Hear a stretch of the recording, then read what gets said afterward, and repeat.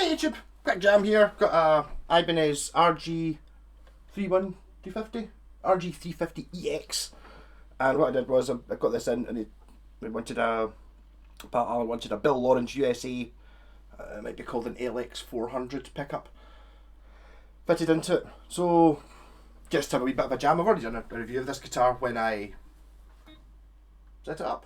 I can't remember what I did. I'm not sure the strings have been changed since the last time I saw this, maybe like a year ago.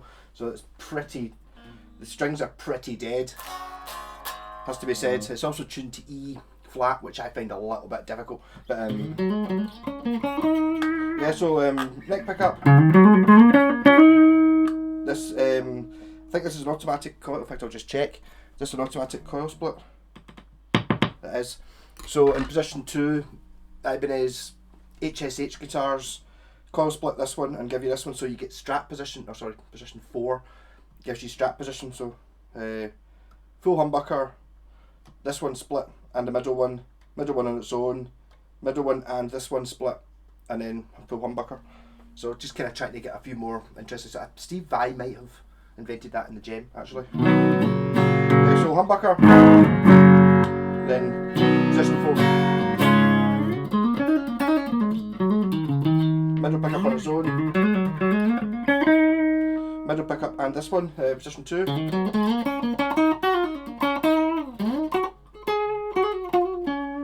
And then the Bill Lawrence on its own, on humbucker.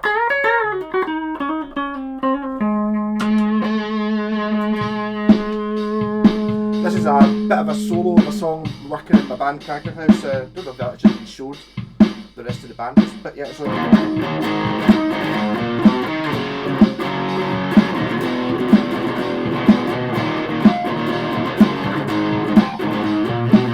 to the neck, position 4.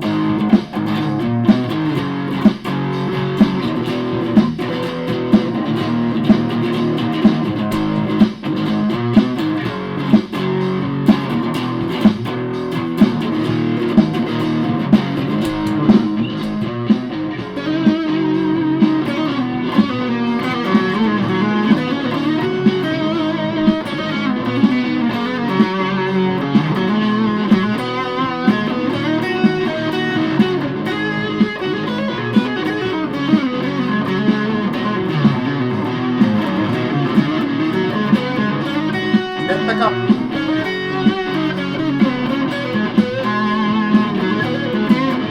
Bridge.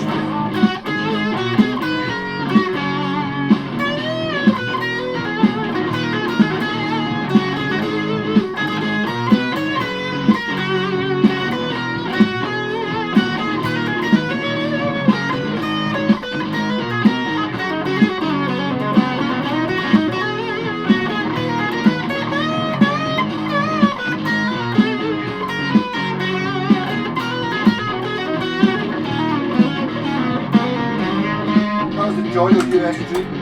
Now going on to my high first pedal, which I've grown to love even more the more I use it.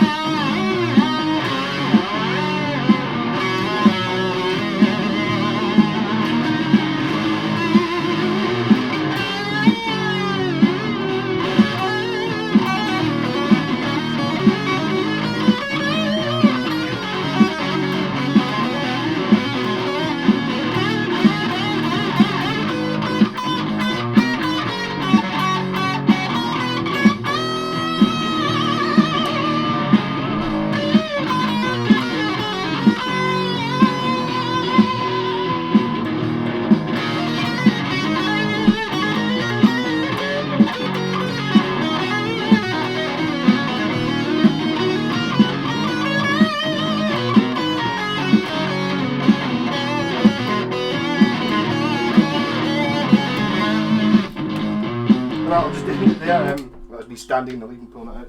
Yeah. So, Ibanez RG350, one of your sort of standards of Steve Vai type guitars. Kind of, it's great. It's got the Wizard 2 neck, which is if you've never played a Wizard neck, it's a sort of it's very thin this way. In fact, I believe it was like a breakthrough in patent with a different type of truss rod in order to get it so thin in this way. But the actual guitar, the actual neck's quite square, so it seems quite wide here. It's like flat. Kind of hard to describe. Obviously, it's conducive to shredding, which I'm not particularly good at. I can't play fast enough for this guitar, so.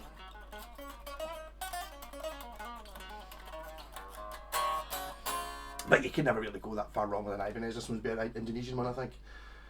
Yeah, IO7, so Indonesia, 2007.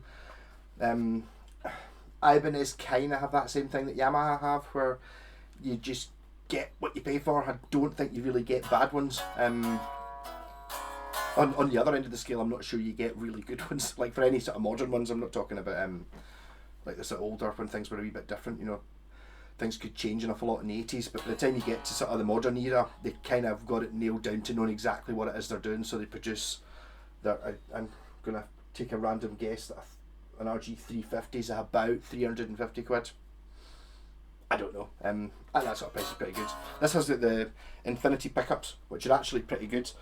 But my pal had this Bill Lawrence one that he got from America and wanted to put it in. The difference between, you can hear this is the Bill Lawrence in the bridge. This is the infinity neck. Obviously that pie fuzz pedal is quite a leveler of things. Try the rap pedal. Kind of makes everything sound the same. Yeah, so they're quite a good match for each other, which kind of tells me that the actual pickup originally is not hugely different. Things are maybe a bit different if you know if it's like your guitar and you're using your own amp and all these things. I've kind of got because I always play through exactly the same amp, being that one, and always use the same pedals, very rarely touch any of the knobs on them apart from volume. And I go through so many guitars, you know. It's like, well, I do probably 7 videos a week, so at least 7 guitars I play through that amp. So I kind of just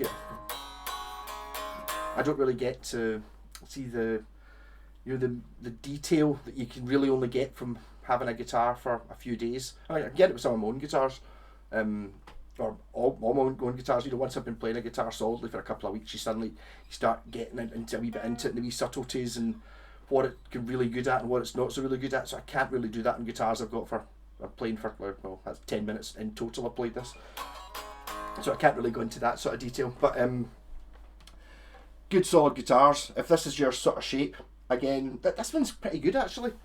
I always feel that the RG is like the ultimate guitar. It's like the ultimate tool. Everything's perfect on it. It just lacks character. But this one with the silver scratch plate, it's probably one of the most characterful Ibanez RGs I've ever seen. Really. You know, the silver scratch plate, it's not too out there, but it just gives it something to make it a little bit different. You know what I mean? If I had a white scratch plate, it'd just be boring. So it's like you see that. I mean, that doesn't necessarily apply to the the 350 model. That applies to the entire everything, the whole Ibanez RG concept. You know, they keep trying to. Steve Vai got the swirl paint jobs and the crazy colours just to try and give it some character, which is sort of inherently lacking in the shape, I think. And I suppose having the shark's tooth inlays gives it a little bit of class, but again, sort of slightly subtle, which I think is much better. It's actually, the more I look at it, the more I think it's probably one of the nicest looking RG colours schemes I've seen. You know, you get ones I remember they did one a few years ago that had like sort of honeycomb, sort of 3D plastic covering on it and stuff. You know, just try to give it character. Rock on!